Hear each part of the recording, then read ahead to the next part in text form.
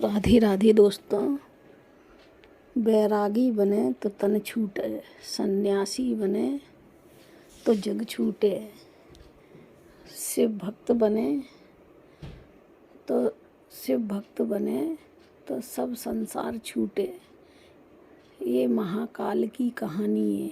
आइए एक बुढ़िया की चिड़िया की कहानी, इसे ध्यान पूर्वक सुनना, आधी अधूरी छोड़कर मत जाना। हमारे महाकाल की कहानी है शिव भक्ति और चिड़िया वाली कहानी बूढ़ी माँ की। हम आपको सुनाने वाले हैं क्योंकि गुजरात में स्थित है। कौन है ये चिड़िया वाली कहानी? और आइए आज हम सुनते हैं ये चिड़िया की कहानी। आइए चिड़िया की कहानी हम आपको सुनाते हैं, शिव भक्ति की कहानी। तो दोस्तों, इस कहानी को पूरा सुनना, आधा अधूरा मत सुनना, क्योंकि इस कहानी को पूरा सुनने से पुण्य मिलेगा और आधा अधूरा सुनने से पाप भी लग सकता है। ये शिव भक्त की कहानी है और शिव की सच्ची कथा है, इसको सुनना। और भोलेनाथ का अनादर मत कीजिए। इस कहानी को आप मन लगाकर सुनिए। ये कहानी बहुत पुण्य देने वाली है। तो इससे पहले दोस्त, हमारे चैनल को सब्सक्राइबर ज़रूर करें और ध्यान से इस कथा को सुनें। इस सच्ची कथा भोलेनाथ की कथा है।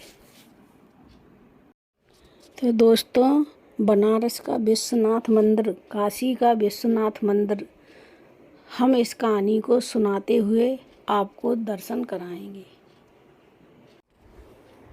प्रीत करो महादेव से, मत मांगो कुछ दान, सारे काम तज के करो प्रभु का। गौरैया और चिड़िया उस पेड़ पर बैठे रहते थे और दोनों चिड़ियाँ भोलेनाथ की आराधना किया करती थीं। जब भोलेनाथ की भक्त लोग पूजा करने आते थे, तब दोनों चिड़ियाँ ध्यानपूर्वक उनकी कथा सुनती थीं और अपने ध्यान में लीन रहा करती थीं। दोनों चिड़ियाँ गौरैया की कहानी है। उन दोनों पक्षियों इतनी पूजा करते थे, निराधार पूजा करते थे, निष्काम भक्ति करते थे। उन्हें अपने तन और मन का खबर नहीं रहती थी और भोलेनाथ की आराधना में लीन रहते थे। जब भी उस भोलेनाथ की मंदिर की घंटी बजती थी, तभी दोनों पक्षी आ जाते थे और भोलेनाथ की भक्ति में डूब जाते थे। इतनी भक्ति करते थे कि उन्हें अपने तन और मन का होश नहीं रहता था। उसके बाद अपने बच्चों के लिए खाने पीने की व्यवस्था करते थे और अपने बच्चों का पालन पोषण करते थे। उन दोनों पक्षियों का यही नियम था रोज का। और दोस्तों कुछ ही दूर एक बूढ़ी माँ का घर था। उन बूढ़ी माँ के कोई नहीं था, उनके कोई संतान नहीं थी। वह बूढ़ी माँ अपनी देखरेख करती थी और अपना ध्यान रखती थी। और वह बूढ़ी माँ चिड़ियों से बहुत प्रेम करती थी, पक्षियों से बहुत प्यार करती थी। वो पक्षियों के लिए अपनी छत के ऊपर पानी दाना डाला किया करती थी और वह चिड़ियाँ वहाँ चुगने आती थीं और पानी पीती थी। तभी वहाँ वह दोनों चिड़ियाँ भी आती थीं जो शिवजी के मंदिर में शिवजी की आराधना करती थीं। वह दोनों चिड़ियाँ उस बूढ़ी माँ की छत पर आती और दाना चुगती, पानी पीती। कुछ दाना अपने बच्चों के लिए साथ ले जाती। यही उनका नित्य नियम था। अपनी चोंच में दबाकर अपने बच्चों के लिए ले जाती। और ऐसे ही उन चिड़ियों का दिन चल रहा था और उनका पेट भर जाता था और बूढ़ी माँ के यहाँ से दाना चुग कर जाती थी। और ऐसे समय चलने लगा। एक दिन बूढ़ी माँ बीमार पड़ जाती हैं। 2 दिन बीतते हैं, 3 दिन बीतते हैं। धीरे धीरे वह बूढ़ी माँ कमज़ोर होने लगती है। बिना दवाई के कैसे ठीक होती। बहुत कमज़ोर हो जाती है और एक दिन बूढ़ी माँ मर जाती है, ख़त्म हो जाती है। तभी वो पक्षी रोज़ बूढ़ी माँ की छत पर आते हैं और उन्हें दाना पानी नहीं मिलता, तो वो सोचते हैं बूढ़ी माँ कहाँ चली गई। फिर वो बूढ़ी माँ को ढूंढते हैं, पूरे गांव में ढूंढते हैं, पूरे नगर में ढूंढते हैं। बूढ़ी माँ ढूंढते ढूंढते दोनों पक्षी थक जाते हैं। उसमें माधव गौरैया होती है। वो अपने पति से कहती है, स्वामी कुछ पता नहीं चल रहा, बूढ़ी माँ कहाँ चली गई। वह बूढ़ी माँ कहाँ चली गई। वो अन्य पक्षियों को दाना पानी दिया करती थी, हमें भी दिया करती थी। स्वामी वह बूढ़ी माँ कहाँ चली गई। उसे ढूंढते ढूंढते हमने सब जगह ढूंढा, लेकिन वह बूढ़ी माँ हमें नहीं मिल रही। तभी गौरैया का पति अपनी पत्नी से कहता है, प्रिय हमने बूढ़ी माँ को सब जगह देखा, ऐसी कोई जगह नहीं जहाँ बूढ़ी माँ को नहीं खोजा, सिवाय एक जगह, खुद उनके घर में ही। हमें उनके घर में बूढ़ी माँ को देखना चाहिए। चल के देखते हैं बूढ़ी माँ उस घर में है या नहीं। तभी गौरैया और गौरैया का पति बूढ़ी माँ के घर जाते हैं। बूढ़ी माँ के घर जाकर देखते हैं बूढ़ी माँ एक बिस्तर पर पड़ी हैं, लेटी हुई हैं। और बूढ़ी माँ को बार बार वो देखते हैं, उनके शरीर में कोई हलचल नहीं है रही और मक्खियाँ भिनभिना रही हैं। तभी वो अपने पंखों से बूढ़ी माँ की मक्खियों को साफ करने लगते हैं और बहुत कोशिश करते हैं उन्हें जगाने की, लेकिन बूढ़ी माँ नहीं जागती। तभी गौरैया का पति कहता है, प्रिय मुझे लगता है बूढ़ी माँ इस दुनिया से चली गई, अब इस दुनिया में बूढ़ी माँ नहीं है। तब वह दोनों पक्षी बहुत ही उदास होते हैं, बहुत ही दुख लगता है उनको, और दोनों पक्षी भी रोने लगते हैं। और अब उन्हें दाना देने वाला कोई नहीं है, अब दाना चुगने के लिए उन्हें दूर दूर जाना पड़ता है। तभी यह बातचीत करते करते शाम हो जाती है और भगवान शिव के मंदिर की घंटी बाजने लगती है। तब वह दोनों पक्षी उस मंदिर में जाते हैं और जाकर एक पैर पे खड़े होकर शिव की आराधना करने लगते हैं और महादेव की भक्ति करते हैं, महादेव की आराधना करने लगते हैं। 1 घंटा बीत जाता है, 2 घंटा बीत जाते हैं, इसी तरह कई घंटे बीत जाते हैं, लेकिन वह महादेव की भक्ति में एकदम लीन हो। ऐसे ही भक्ति करते करते उन्हें 1 महीना बीत जाता है, लेकिन वह दोनों पक्षी शिवजी की आराधना करना नहीं छोड़ते और शिवजी का निरंतर ध्यान करते रहते हैं, एक पैर पर खड़े होकर।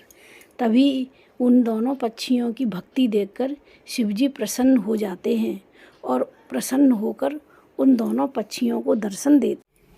तब शिवजी प्रकट हो जाते हैं और कहते हैं, गौरैया हम तुम्हारी भक्ति से बहुत प्रसन्न हैं, मांगो गौरैया आपको क्या चाहिए, क्या चाहिए। और आपने अपनी छोटी सी भक्ति बहुत ज़्यादा की है, हम आपकी भक्ति से बहुत प्रसन्न हैं। गौरैया मांगो आपको क्या चाहिए, गौरैया मांगो आपको क्या चाहिए। आपने निरंतर हमारी भक्ति करी है और हम आपकी भक्ति से बहुत प्रसन्न हैं। तभी वह गौरैया कहती है, हमें कुछ नहीं चाहिए, हे शिव शंकर हमें कुछ नहीं चाहिए। अगर आप हमको देना चाहते हो तो उस बूढ़ी माँ को जीवित कर दो, उस बूढ़ी माँ को जीवित कर दो। तभी शंकर जी कहते हैं, गौरैया ये विधि का विधान है, जो एक बार मर जाता है वो पुनः जीवित नहीं होता। मैं सृष्टि के इस नियम चक्र में बाधा नहीं बन सकता। आप और कुछ मांगो और आप मांग लो जो आपको चाहिए। तब उस गौरैया ने कहा, हमें प्रभु और कुछ नहीं चाहिए, हमें सिर्फ बूढ़ी माँ को जीवित कर दो और हमें कुछ नहीं चाहिए, हमें सिर्फ बूढ़ी माँ चाहिए। तब भोले बाबा ने कहा, हे पक्षियों, उन बूढ़ी माँ का शरीर गल गया है, उस शरीर में कीड़े पड़ गए हैं और शरीर छत्र विचित्र हो गया है, तो आप बताओ उस शरीर से क्या करें, आप और कुछ मांगो। तब गौरैया बोलती है, प्रभु मुझे सिर्फ बूढ़ी माँ ही चाहिए। तब वह पक्षी दोनों हट करने लगते हैं और कहते हैं, हे भोलेनाथ, आपने हमें वचन दिया था, आपने बोला था हम तुम्हें वचन देते हैं, मांगो पक्षियों, जो तुम मांगोगे वही हम देंगे। तो हे भोलेनाथ, आप हमारी बूढ़ी माँ को वापस कर दो। तभी पक्षी बोले, आप अपने वचन से पीछे हट नहीं सकते। तभी भोलेनाथ ने कहा, हे पक्षियों, आपकी हट। तभी भोलेनाथ ने उन पक्षियों की हट से उस बूढ़ी माँ के शरीर को, जो क्षतविक्षत हो गया था, गल गया था, उसे ठीक किया और उसमें प्राण फूंक दिए। तभी बूढ़ी माँ के शरीर में भोलेनाथ प्राण फूंक देते हैं। जैसे ही उस शरीर में प्राण आते हैं, बूढ़ी माँ उठकर बैठ जाती हैं और भोले बाबा के दर्शन कर वह बहुत सौभाग्य समझती हैं और भोलेनाथ से कहती हैं, हे प्रभु, आपने मुझे दर्शन देकर कृतार्थ कर दिया। आज मैंने ऐसा क्या पुण्य किया है जिसके कारण मुझे आपके दर्शन हो गए। अब मैं जन्म जन्मांतर तक मुझे किसी चीज़ की चिंता नहीं है, मुझे सिर्फ भोलेनाथ के दर्शन की अभिलाषा थी। ओ प्रभु, आपके दर्शन हो गए। ऐसा मैंने क्या पुण्य किया है जिस कारण आपने मुझे मरे हुए को जीवित कर दिया और मुझे अपने दर्शन दिए हैं। तभी भोलेनाथ